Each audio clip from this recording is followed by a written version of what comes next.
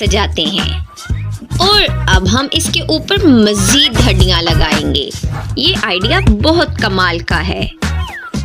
हम इसे चारों तरफ लगाएंगे। ये बहुत अच्छा लग रहा है। वाओ शेफ डॉग, तुमने कमाल कर दिया। क्या सच में तुमने ये केक बनाया है? ओह माय गॉड, मैं पक्का जीत जाऊंगी। मैंने पहले ही केक तैयार कर लिया है।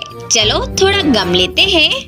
ये अलग अलग रंगों का है। मैं केक को बहुत रंगीन बनाऊंगी।